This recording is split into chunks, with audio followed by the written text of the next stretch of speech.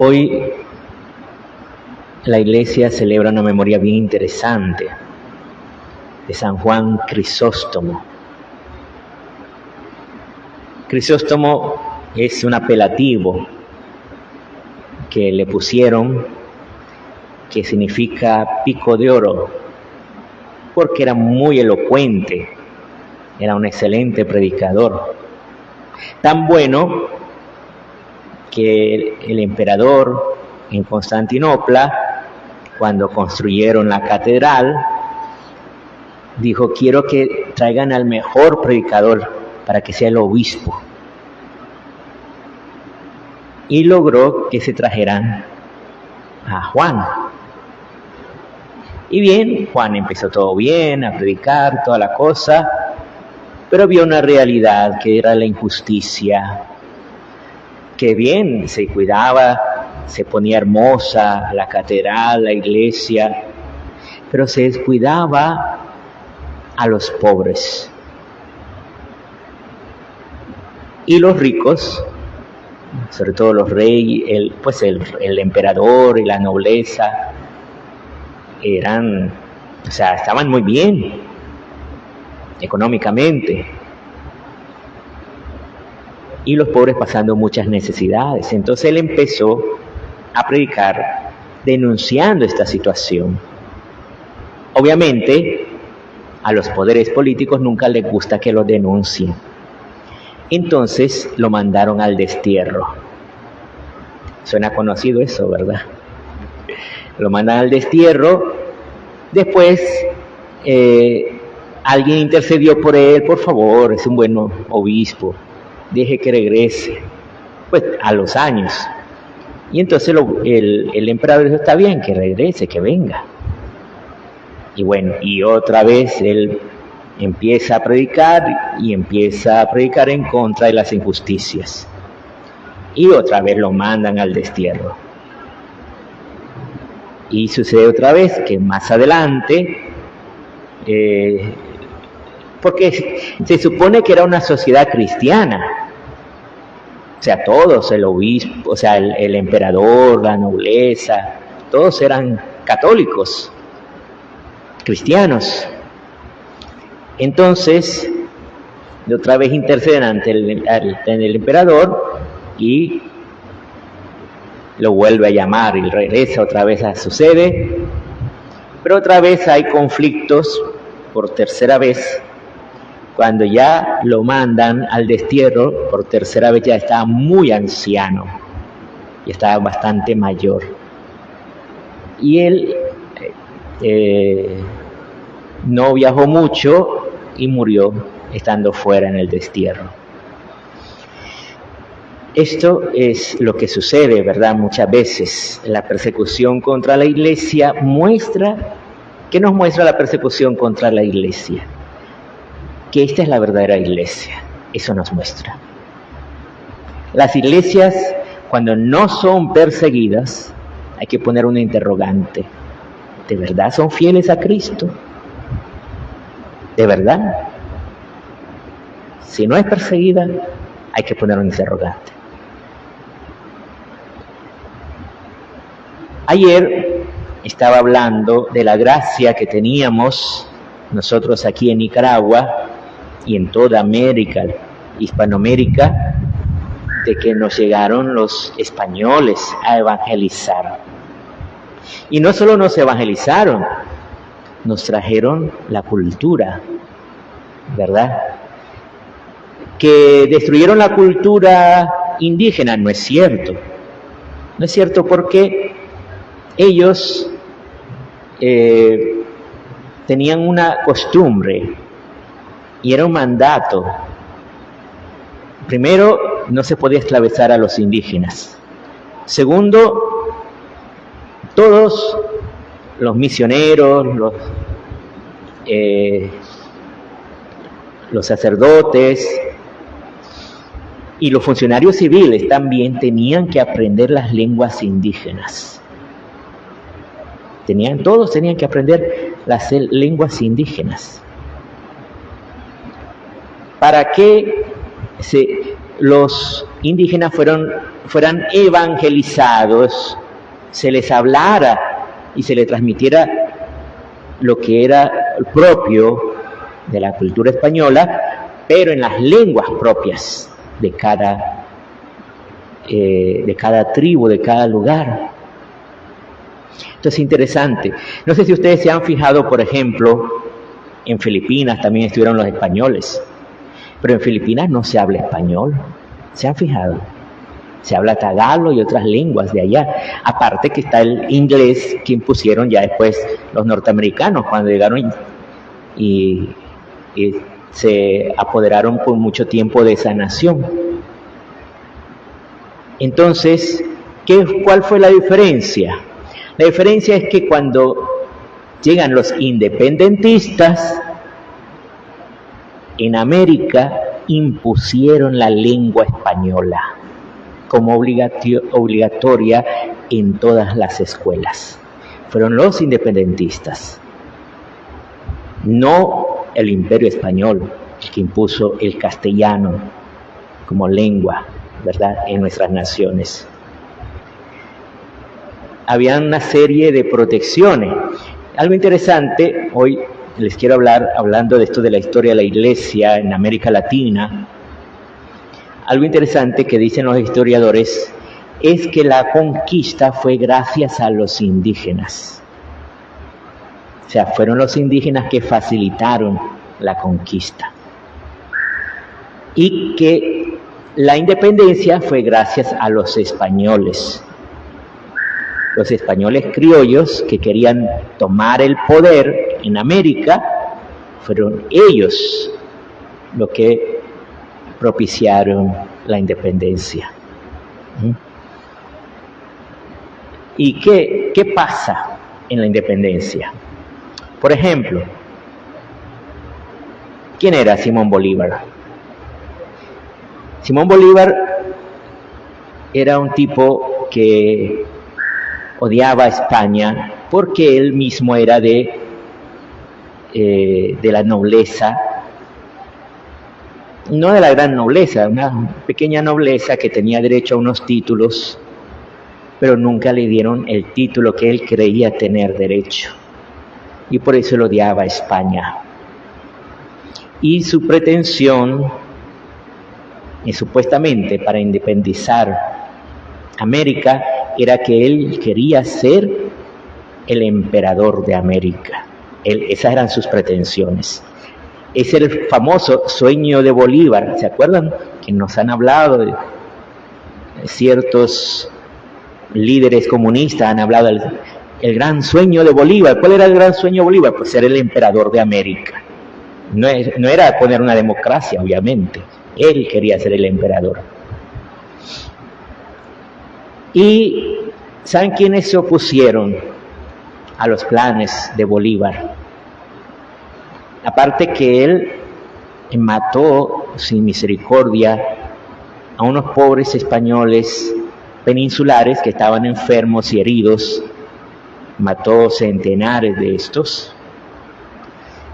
Quienes se le opusieron y le hicieron frente a Simón Bolívar fueron precisamente los indígenas. Los indígenas. Tanto así que hoy en día hay una zona indígena en Colombia que es Pasto.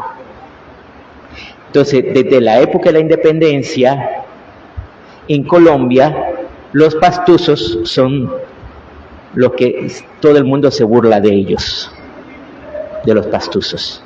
¿Por qué? Porque ellos son los indios que se rebelaron contra Simón Bolívar. Por eso. Entonces, si todo el mundo en Colombia, si ustedes le preguntan a un colombiano, todos se burlan de los pastuzos. Es horrible, ¿verdad? Entonces, sucede, por ejemplo, ¿qué pasó con nuestras naciones? Las naciones, cuando estaban en el Imperio Español, eran muy prósperas.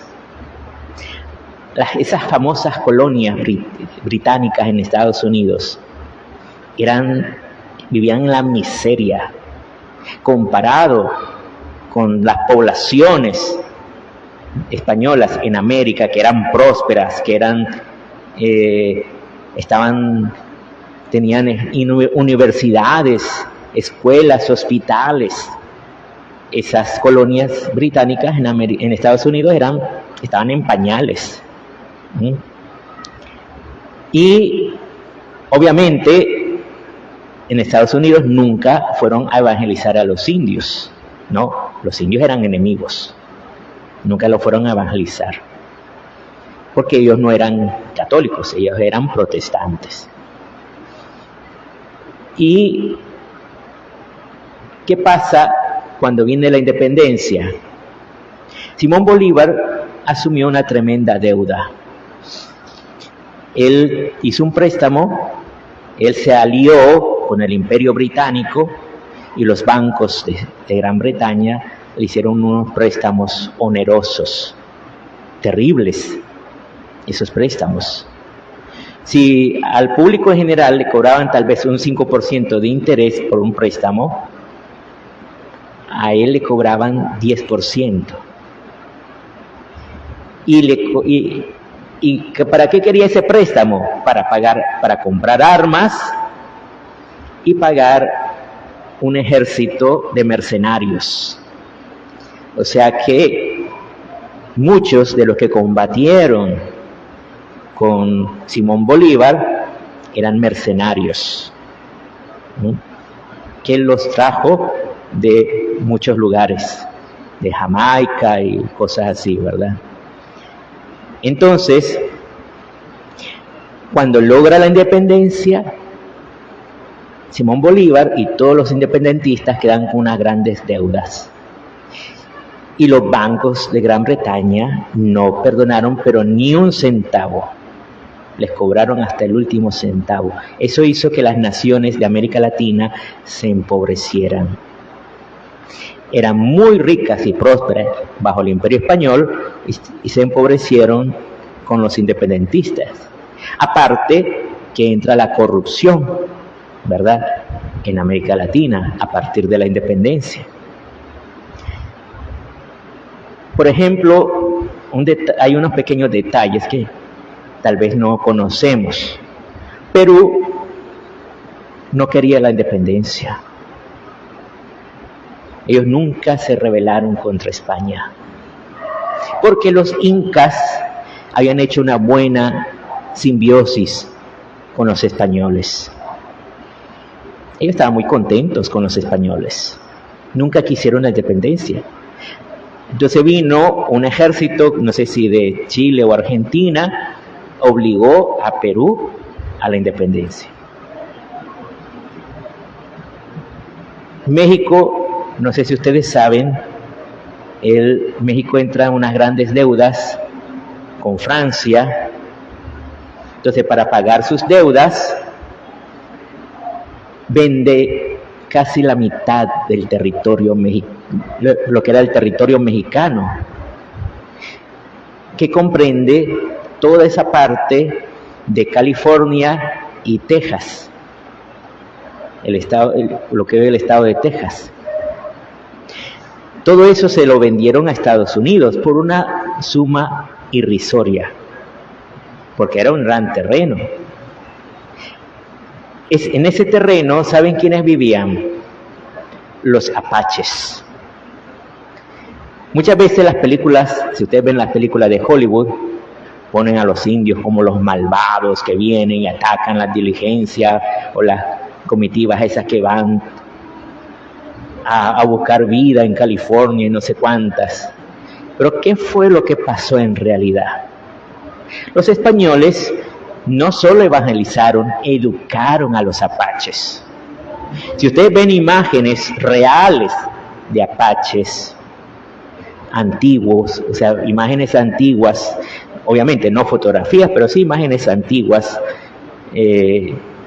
pinturas y cosas así, ven a los apaches bien vestidos y en casas, habitando en casas, no en esas tiendas de campaña que ven supuestamente las tribus atrasadas totalmente. No es cierto.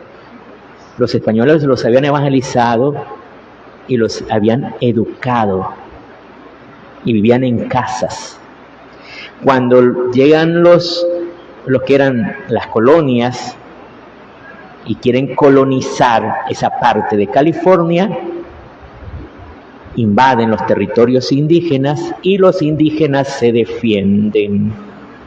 Eso fue lo que sucedió. Los indígenas se defendían sus territorios. Pero el ejército norteamericano fue acabando poco a poco con ese pueblo y los metió en reservas. Eso fue lo que sucedió. Ellos ya estaban educados y ya eran católicos. Y aún en las reservas siempre la Iglesia Católica les llegó a acompañar y a evangelizar y a sostener. Aún hoy en día. Por eso ellos siempre son católicos. Igual que en Canadá. Las tribus la mayoría son cristianas católicas. Las tribus indígenas. Pero eso es lo que sucede entonces. Y entonces Estados Unidos se enriquece porque estaban las minas de oro en California y en Texas. ¿Qué es lo que aparece? El petróleo. Entonces Estados Unidos a partir de ahí se enriqueció y México se fue a la ruina, ¿verdad? México perdió todos esos territorios y nunca logró levantar su economía después de eso. Ellos pensaban que eran territorios que no servían para nada, pero después se dieron cuenta del gran error. O sea que hay un punto, sí, importante que nos afectó a nosotros aquí en Nicaragua. En el Acta de Independencia, no sé si ustedes se han fijado, han leído quiénes firmaron esa Acta de Independencia. Muchos eran sacerdotes de los que firmaron el Acta de Independencia. Solo conocemos los grandes señores, ¿verdad? Miguel Larrainaga, no sé quién, no sé cuántas, todos esos. Pero también habían muchos sacerdotes que firmaron el Acta de Independencia, que estaban de acuerdo con todo lo que se dijo allí. Pero hubo un problema que se suscita inmediatamente con la independencia, y es que todos los sacerdotes venían de España. Los obispos, los sacerdotes venían de España. Por lo tanto, al darse la independencia, ya no van a venir más sacerdotes. Y sacerdotes en Nicaragua, mientras no se crearan seminarios donde fueran formados los nuevos sacerdotes. Esa fue la mayor consecuencia de la independencia para nuestra nación. Mañana vamos a hablar, ojalá no hubiera pasado. No, las cosas pasaron y el ojalá no existe. Eso no sirve de nada, estar soñando si hubiera sido de otra manera o no hubiera sido. El punto es que las cosas sucedieron como sucedieron. Pero es importante comprender que aún en medio de la debilidad, en medio de errores que se hayan cometido, la Iglesia siempre estuvo allí acompañando al pueblo de Dios y no nos abandonó, ¿verdad? Por eso oremos para que nos siga ayudando el Señor a través de su Iglesia.